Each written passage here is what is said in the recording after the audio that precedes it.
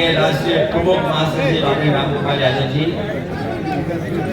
विधायक राष्ट्रीय महासचिव आदरणीय शिवपाल सिंह यादव जी, पूर्व सांसद, दूर दूर से चलकर के आए सभी हमारे समाजवादी साथी, पत्रकार बंधु, मैं सबसे पहले आप सबको होली के त्योहार की बहुत बहुत शुभकामनाएं और बधाई देना चाहता हूँ। आपको भी भैया जी, आपको भी। ये त्योहार जहाँ रंगों को लेकर के आया है, खुशी मनाने का हमें और सबको मौका दे रहा है। अब निकल रह जाइए बासी दे, वही मिठाई और गले मिलने का जो मौका दे रहा है हमें त्योहार, वही आज त्योहार के दिन हम लोग संकल्प लें नीचे और ये त्योहार हमें प्रेरणा भी देते हैं और याद दिलाते हैं कि हम सबको मिलकर के लगातार अन्याय के खिलाफ, बुराई के खिलाफ लड़ते रहना है। मुझे उम्मीद है कि जो आने वाला चुनाव होने जा रहा है 2024 का, ये केवल 2024 का चुनाव नहीं है, बल्कि हमारे देश के भविष्य का भी चुनाव है। और देश के भविष्य के साथ साथ हमारी आने वाली पीढ़ी के भविष्य का भी चुनाव होने जा रहा है। जय हो। इसीलिए मैंने कई मौकों पर कहा कि जिस तरीके से समुद्र मंथन हुआ था, समुद्र मंथन जिस तरीके से हुआ था, उसी तरीके से इस बार संविधान मंथन होने जा रहा है। जय हो। और संविधान में एक तरफ तो वो लोग हैं जो संविधान को बचाना चाहते हैं, संविधान को सुरक्षित रखना चाहते हैं, और दूसरी तरफ वो ताकतें हैं जो संविधान को खत्म कर करके संविधान के भक्षक बनकर के आए। इसलिए ये चुनाव जहाँ भविष्य का है, वहीं संविधान बचाने का भी चुनाव है। संविधान बचेगा तो लोकतंत्र बचेगा। जय हो। बीजेपी हटेगी तो हमारा संविधान और लोकतंत्र दोनों बचने का काम होगा। इनमें 24 का केवल चुनाव लोकसभा का नहीं है, बल्कि हमारे आपके भविष्य का भी चुनाव है। जी भैया, अभी आपने और हमने तेजिंदर बिर्ड साहब को सुना जी। ये तेजिंदर बिर्ड जी वही हैं जो बार बार बच गए, जिनकी जान ले ली होती। आपने हमने देखा था लखीमपुर में किस तरीके से तूफान ने जी भैया किसानों के आंदोलन को कुचलने का प्रयास किया था। उस आंदोलन का नेतृत्व जहाँ किसान नेता कर रहे थे, वहीं तेजिंदर बिर्ड भी थे। वो अगर तस्वीर देखोगे तो आपको याद होगा, यही किसानों का आंदोलन उसका नेतृत्व कर रहे थे। और जिन्हें भारतीय जनता पार्टी ने टिकट दिए, उन्हीं पे आरोप है, उन्हीं के बेटे ने लेकर के गाड़ी चढ़ाने का काम किया था, जिसमें कई लोगों की जान गई। सबसे पहले थार इन्हीं से टकराई थी। भगवान की कृपा है कि इनकी जान बच गई, लेकिन बहुत सारे इनके साथी नहीं बचे। और याद होगा आपको, दिल्ली में जब किसानों ने आंदोलन किया 2022 के चुनाव से पहले, लगभग 1000 किसान शहीद हो गया, इसकी जान चली गई, लेकिन सरकार अभी भी एमएसपी स्वीकार नहीं कर रही है। नहीं कर रही। ये केवल एमएसपी नहीं है, एमएसपी के साथ साथ हमारे किसानों का ये सम्मान भी है, जो एमएसपी के माध्यम से हम सब लोग मिलकर के दिलाना चाहते हैं। कोई कीमत नहीं है, किसानों के मान सम्मान दिलाने का काम, उनकी मेहनत, उसका परिश्रम, उसके लिए सम्मान देने का काम है एमएसपी। इसे जहाँ हम लोग होली का त्योहार मना रहे हैं, ये बहुरंगी और रंगों का त्योहार, कई लोगों को रंग नहीं पसंद है, उन्हें केवल एक रंग पसंद है। उन्हें केवल एक रंग पसंद है, लेकिन हमारा लोकतंत्र तब मजबूत होगा जब बहुरंगी होगा, बहुरंगी लोग इसके अंदर सोच के लोग हैं। इसलिए चुनाव हमारे आपके लिए परीक्षा का तो है ही है, लेकिन भविष्य का चुनाव हमारे आपका इसलिए भी जरूरी है क्योंकि नेताजी ने जिस विचारधारा को बोलने दो ने यार। नेताजी विचारधारा को लेके गए हैं, हमारी सभी समाजवादियों की जिम्मेदारी बनती है इस विचारधारा को और ऊंचाई दे रहे हैं वो। हम लोग 34, 35, 36% तक पहुंच गए वोट पाने में। लेकिन अगर आपका प्रयास और मेहनत और हो जाएगी तो हम लोग बीजेपी का भी मुकाबला करने जाएंगे, क्योंकि बीजेपी जिस तैयारी के साथ है, बीजेपी जिस तैयारी के साथ है, वो पढ़ने वाला वोट 51% पाना चाहती है। बीजेपी जो तैयारी कर रही है वो पढ़ने वाला वोट 51% से ज्यादा पाना चाहती है। इसलिए हमारे उनकी जिम्मेदारी बनती है कि अपना बूथ जिताएं, अपने बूथ को बचाएं और वोट डालने से लेकर के वोट पड़वाने तक हमें सावधान रहना पड़ेगा, क्योंकि अगर हम सावधान नहीं रहे तो इस बार लोकतंत्र नहीं बचेगा। हमें आपको जो अधिकार मिले सब छीन लिए जाएंगे। ये धीरे धीरे पता लगेगा कि अधिकार कैसे छीने गए। ये नौजवान तो महसूस कर रहे होंगे।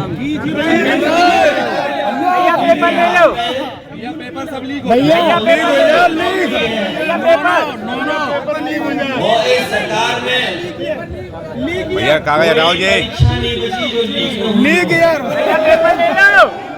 हर पेपर लीक हुआ और एक भैया उधर दियो भैया एक नहीं लीक हुई, न 2 न 3 छह हो गए लीक।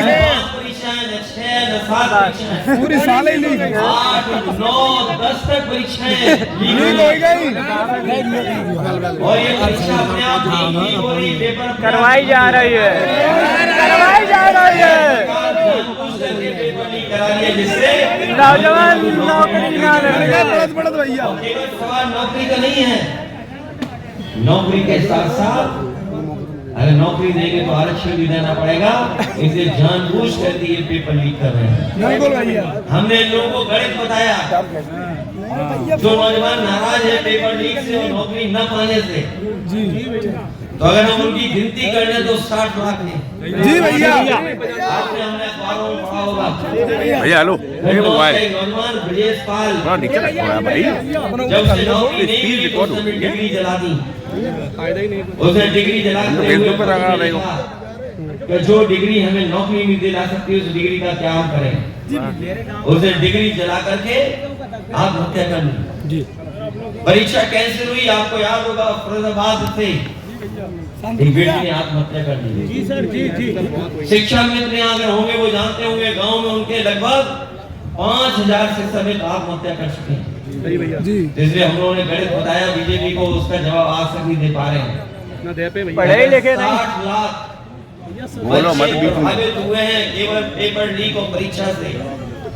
और उनके परिवार के अगर हम माँ बाप को केवल जोड़ते हैं, अगर 3 सदस्य वो जोड़ दें केवल एक परिवार के जो नौकरी से प्रभावित हुए, तो 3 गुना 60 लाख तो बनता है 1 करोड़ 80 लाख। और 1 करोड़ 80 लाख अगर हम भाग दे दें 80 लोकसभा से, तो 2,25,000 वोट इनका कम हो रहा है हर लोकसभा में। इसलिए छिपाने के लिए सब कार्रवाई हो रही है और छिपाने के लिए कुछ भी कर सकती है भारतीय जनता पार्टी। इसलिए सावधान रहना। और ये जाने वाला चुनाव भारतीय जनता पार्टी के विदाई का समय है।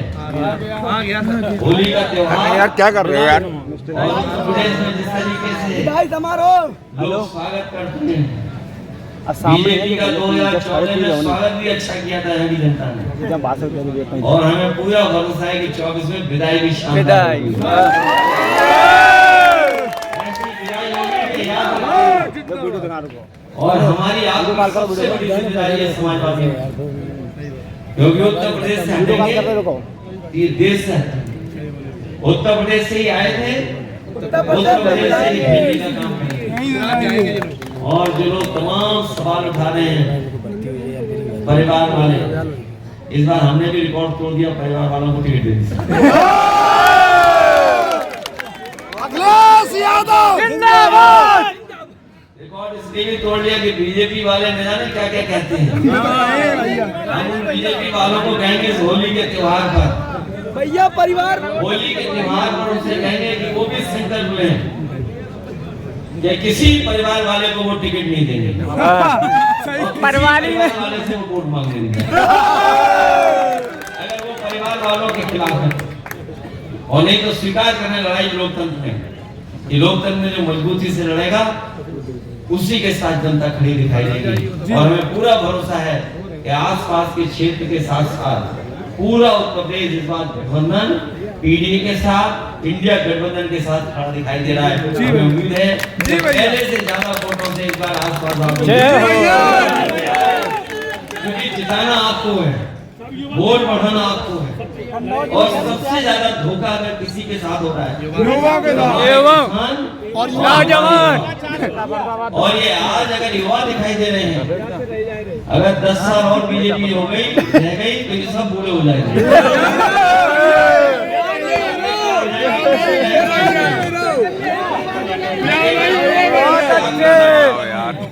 बल्कि बीजेपी के लोग आपकी शादी भी नहीं होने देंगे।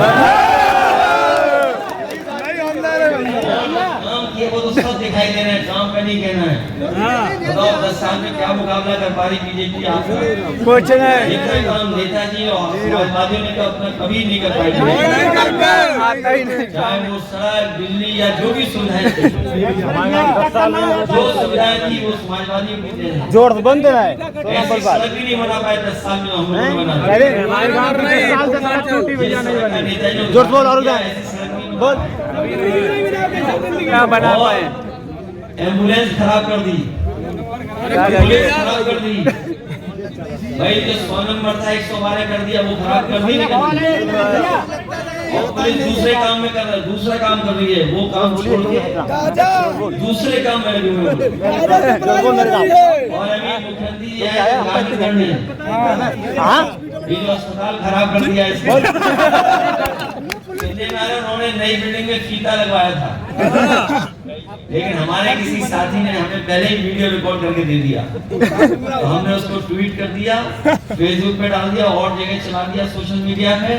उसके बाद मुख्यमंत्री की हिम्मत नहीं पड़ी जाकर के उस बिल्डिंग का फीता काटा, क्योंकि वो बिल्डिंग समाजवादियों ने बनाई थी, वो सुपर स्पेशलिटी हॉस्पिटल था। जी भैया, याद होगा नेताजी हर बार कहते थे हमारे गरीब का इलाज ऐसा हो, चाहे वो दिल्ली हो बम्बई में हो, और समाजवादियों ने वैसा अस्पताल बनाया था। ये अगर बनकर के तैयार हो जाता तो किसी भी गरीब को दिल्ली और बम्बई नहीं जाना पड़ता। इसी मेडिकल कॉलेज भैया इलाज के लिए। और जो चरम सीमा पर महंगाई है और जो चरम सीमा पर अन्याय हो रहा है, जो लोग आंकड़े जानते होंगे आंकड़े जानकारी कर लेना। जब से बीजेपी की सरकार आई है, एनसीआरबी के आंकड़े कहते हैं कि बीजेपी के 10 साल के कार्यकाल में 1 लाख किसानों ने आत्महत्या की।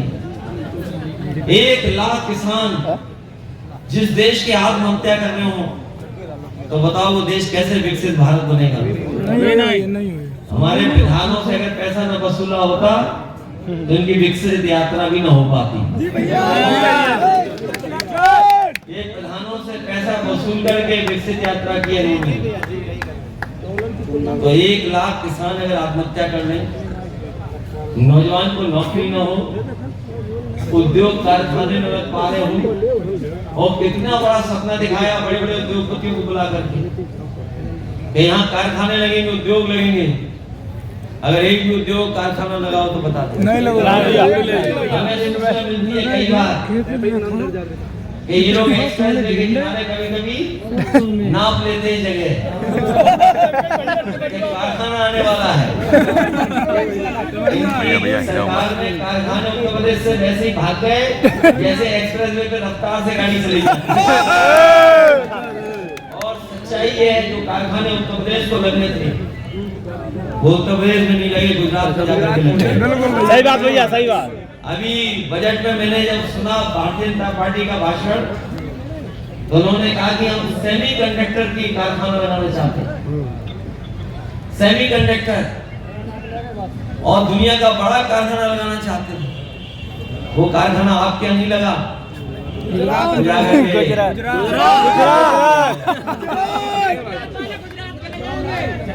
इसलिए सब कुछ वही जा रहा है।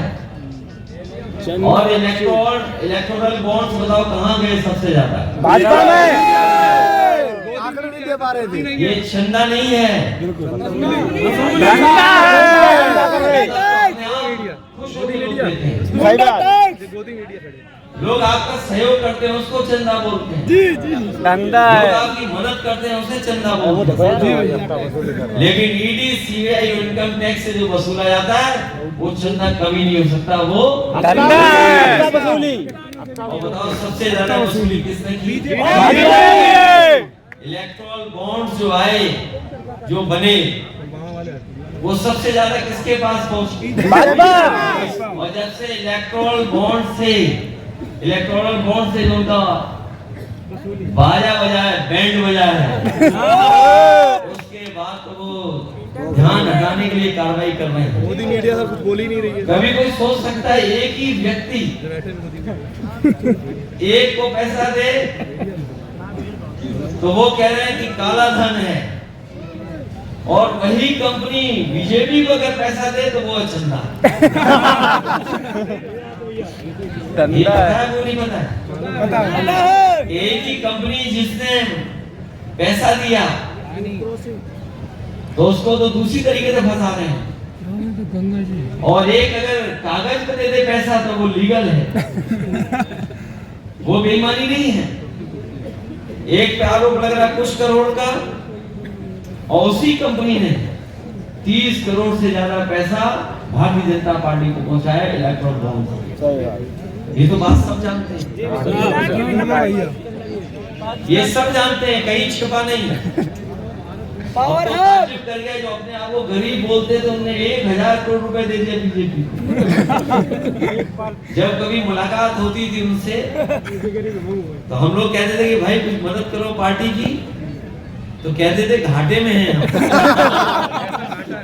लेकिन हम धन्यवाद देते हैं सुप्रीम कोर्ट को, इलेक्शन कमीशन की, उनकी भी पोल खोल दी तो वो घाटे वाले नहीं, वो 1000 करोड़ से ज्यादा रुपए बीजेपी को देने वाले हैं।